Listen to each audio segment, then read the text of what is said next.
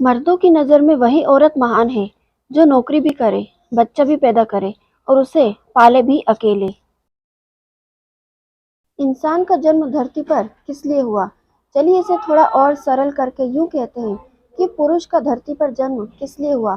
क्या इसलिए कि वो बड़ा होकर शादी करेगा, शादी करके फिर बच्चा पैदा करेगा और फिर बड़ा होने पर उन बच्चों की शादी करेगा और फिर उन्हीं बच्चों के बच्चों को गोद में खिलाएगा। चलो अब बात करते हैं स्त्री होने का क्या उद्देश्य है, औरत का जन्म धरती पर क्यों हुआ है, किस मकसद से हुआ है। अभी कुछ दिन पहले असम के मुख्यमंत्री हेमंत विश्व शर्मा ने कहा कि महिलाओं को 30 साल से पहले शादी कर लेनी चाहिए, 22 से 30 के बीच बच्चे भी पैदा कर लेना चाहिए, क्योंकि ऐसा ना करने पर मुश्किल हो सकती है।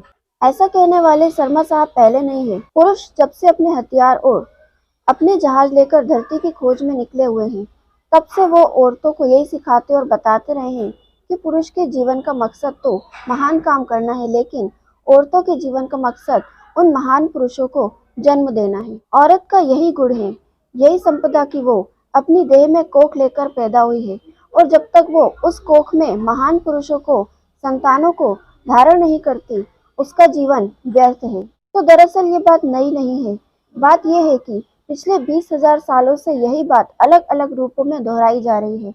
अब जब दुनिया बदल रही है, लड़कियों विज्ञान और राजनीति से लेकर ज्ञान और काम के क्षेत्र में पुरुषों के बराबर खड़ी है, तब भी माँ की महानता का, कोख की पवित्रता का तमगा उनसे नहीं छूटा है। मर्द मौके ब मौके मुंह खोलकर अपनी जाहिलियत का परिचय दे ही देते हैं।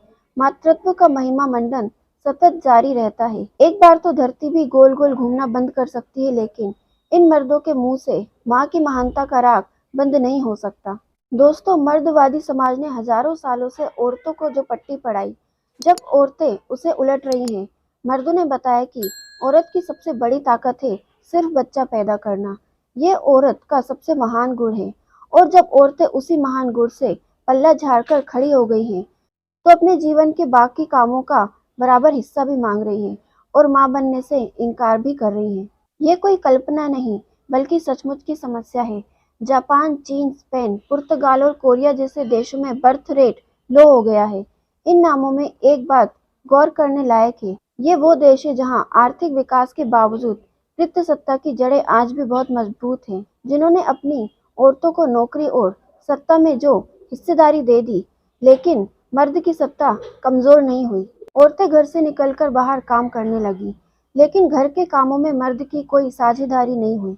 औरत पैसे कमाने लगी, लेकिन घर का मुखिया मर्द ही बना रहा। बच्चा पैदा करने से लेकर उसे पालने तक की सारी मेहनत अकेले औरत के हिस्से में ही रही। कुल मिलाकर सशक्तिकरण के नाम पर मर्दों ने औरतों को दोहरे श्रम की चक्की में पीस दिया और अब नतीजा है कि औरतों को समझ में आ रहा है कि किस तरह उन्हें फिर से मूर्ख बनाया गया और उनका किस तरह से इस्तेमाल किया गया। तो अब इस मक्कारी का जवाब औरतें भी दे रही हैं। वो मां बनने से इनकार कर रही हैं।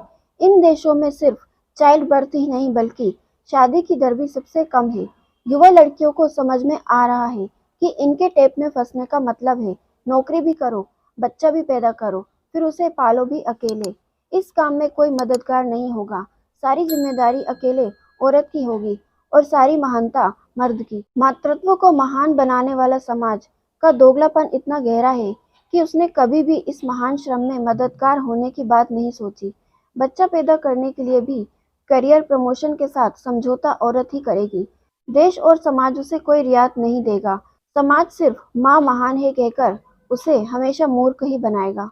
तो जनाब, औरत मूर्ख नहीं है, वो चांद तक होकर आई है और उसे आपकी सारी चालाकियां पता चल चुकी है।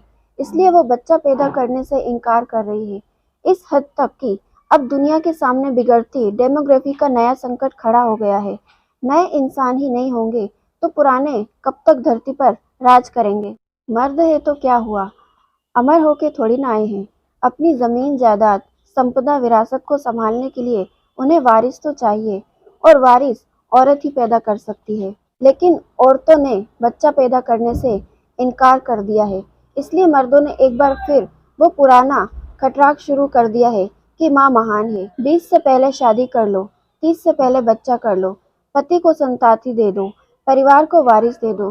देश को भविष्य का नागरिक दे दो। लेकिन इन सब के बदले तुम औरतों को क्या दोगे? तुम्हारे इस स्वार्थ के लिए अब वो अपनी इतनी बड़ी कीमत नहीं चुकाएगी, क्योंकि उसे पता है कि बच्चा पैदा करना उसका कोई महान गुण नहीं। हाँ, उसकी देह में कोख बस एक एक्स्ट्रा ऑर्गन है जो एक नए इंसान को अपने अंदर धारण कर सकता है। लेकिन इसके पहले और बाद की सारी जिम्मेदारी औरत की अकेली की नहीं है। इस जिम्मेदारी में उसे न सिर्फ मर्द का बल्कि पूरे समाज और देश का साझा मिलना चाहिए। तुम्हें बच्चे चाहिए, तुम्हें अपने देश के लिए नागरिक चाहिए, तो तुम्हें आधा काम भी करना होगा। औरत अब इस झूठी महानता की कीमत अकेले चुकाने को तैयार नहीं। वो अब मूर्ख बनने को तैयार नहीं। पेड़ से गिरता सेब देखकर वो भी खोज सकती है गुरुत्वाकर्षण का बल। वास्को डिगामा की तरह निकल सकती है नई दुनिया की खोज में, लेकिन नहीं कर पाई क्योंकि तब तो तुम्हारे लिए रसोई में खट रही थी, तुम्हारे बच्चे पैदा कर रही थी। लेकिन अब नहीं, उन बातों को 1000 साल बीत चुके हैं। इन 1000 सालों में औरतें 10,000 साल आगे निकल आई हैं। अब वो महान मर्दों को जन्म देने वाली महान कोख होने नहीं, बल्कि खुद महान इंसान होने के सफर में है।